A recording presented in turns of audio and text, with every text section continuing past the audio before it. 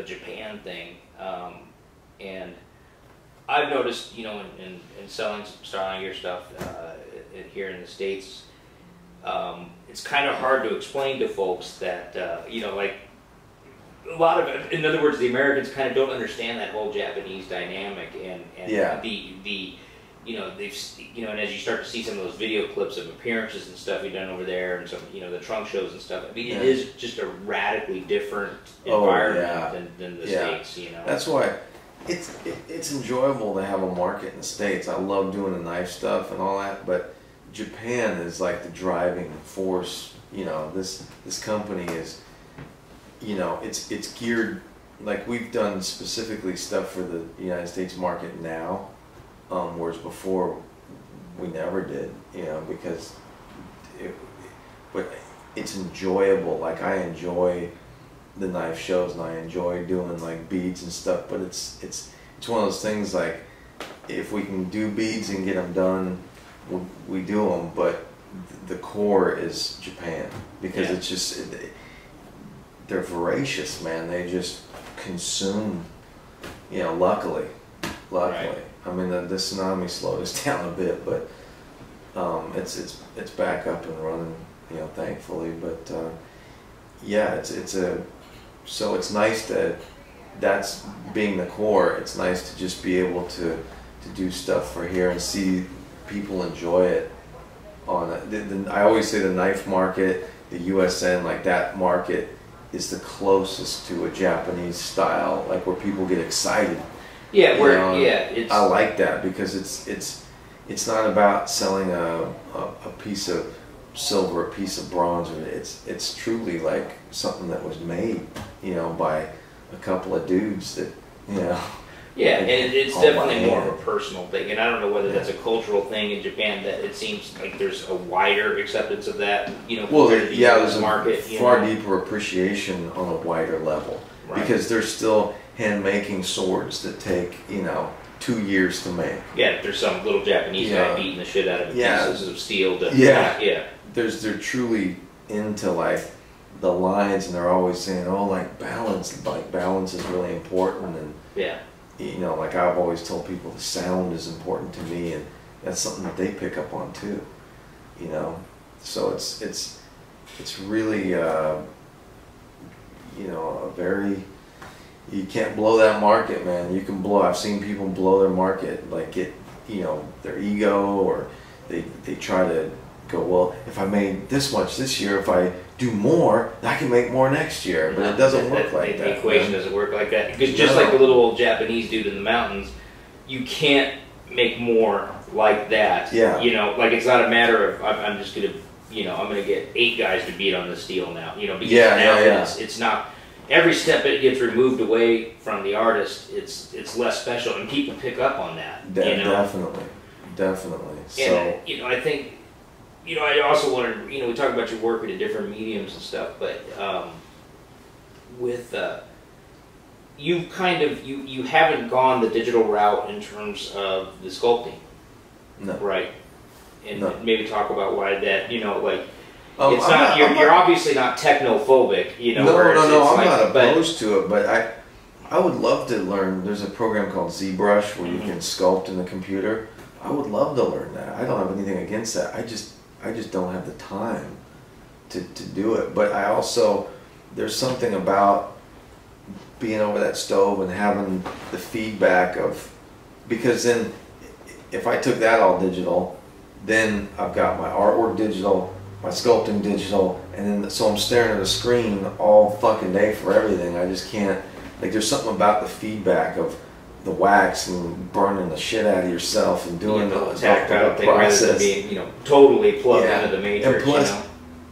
I like having a piece in my hand when I'm done at the end of the day. Yeah. If I did it all digital, if I just went on the computer, then I have to look at it, and then I have to wait to go to my buddy that's got a prototyper and then print it out and then clean it up and do all that. I'd rather sculpt the original, you know, and then I'll laser scan them after that, but I don't, like, as far as the original, there's just something about a handmade, because in the computer I would be tempted to make things symmetrical. Yeah, I was just going to say, you know, there is that tendency, that perfection.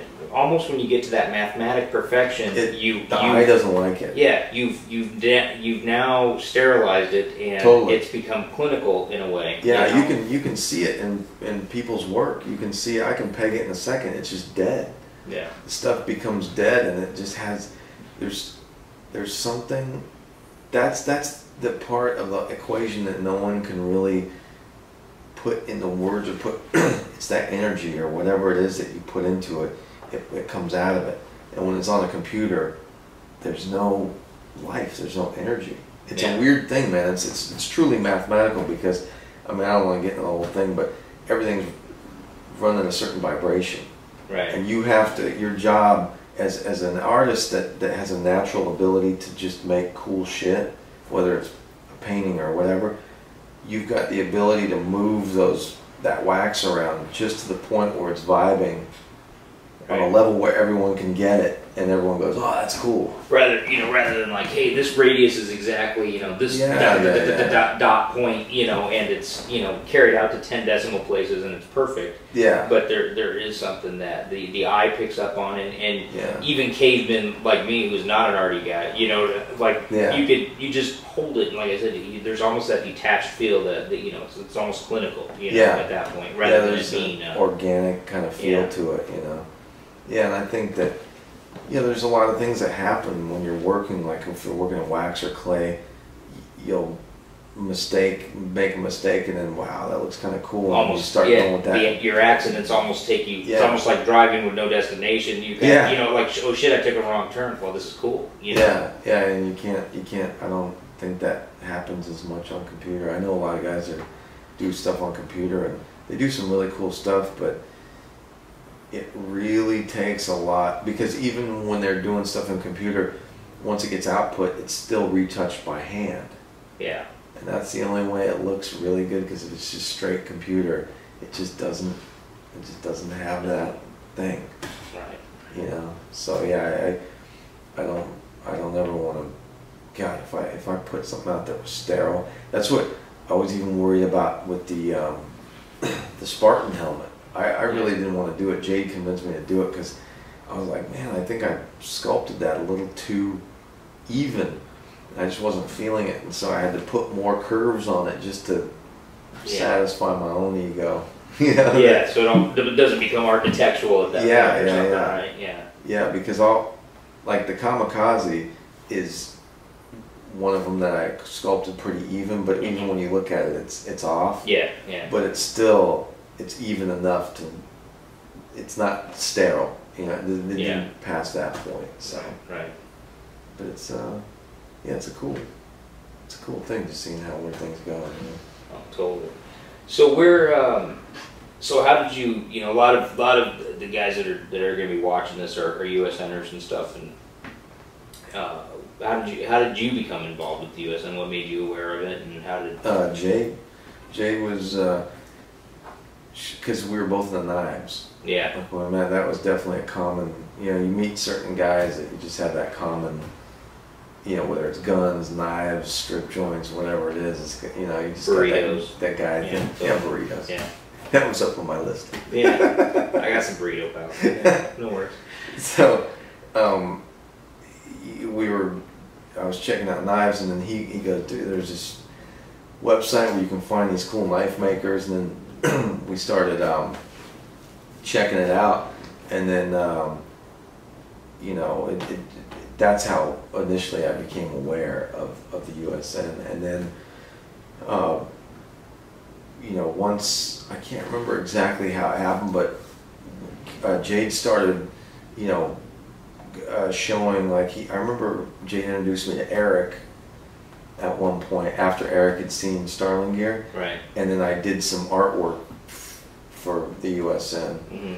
And then that really started pulling everything together, and then Jade started marketing towards, he really took the ball, and I told him, I don't have time for that, so if you, if that's something that you want to pursue, I'll back it 100%, let's just do it, and we'll, we'll go for it. See if we can make something happen. And he's done a great job at like really, you know, crafting that culture and explaining. That's the thing, is explaining, like, these aren't kicked out of a fucking computer. These aren't kicked out of. Yeah, there's not a machine. It's not how it's made where it's China. bloop, bloop, bloop. Yeah. Yeah, you know. So, you know, and that's been a big thing. And then, you know, and then we started doing the stuff with the collaborations with Strider, which took it to another level. And Right. I feel like every year it just kind of gets stepped up, a little bit stepped up. You know, now with Lens Light, that's another cool addition. You know, it fits in. You know, so if it fits, and if you know, like, I know I can sell some flashlights in Japan, but it's really, especially since everything's, you know, with the U.S.